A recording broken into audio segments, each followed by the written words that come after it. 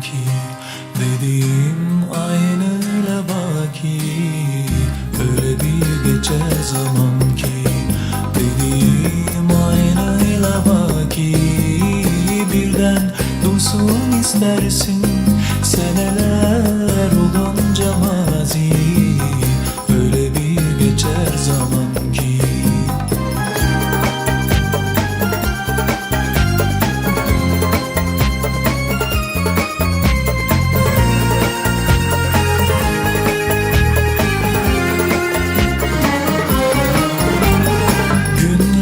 Bakarsın katı katı, üzerine çekersin perde. Yoldan geçenler var da her akşam gelenler nerede? Günlere bakarsın katı katı, üzerine çekersin perde. Yoldan geçenler var da her akşam gelenler nerede? Kara yazı yazıldı sanma, insanın da kaderi böyle. Öyle bir geçer zaman ki dediğim aynıyla baki. Öyle bir geçer zaman ki.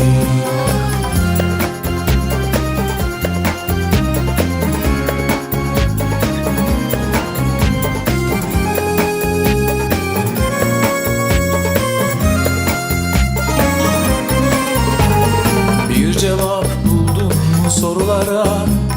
Yiğitlikte var yine serde. Nasıl gaddar seneler geçiyor durduğu yerde. Bir cevap buldum mu sorulara? Yiğitlikte var yine serde. Nasıl gaddar seneler geçiyor durduğu yerde.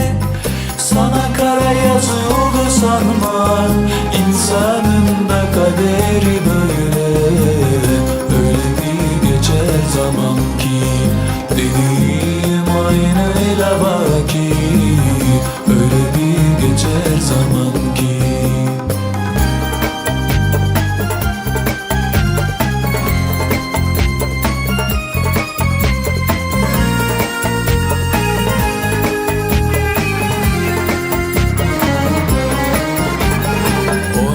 Seni kızdıran, memnun edeceği yerde.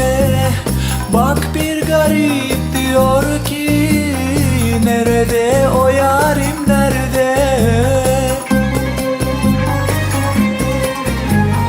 O nedir seni kızdıran, memnun edeceği yerde.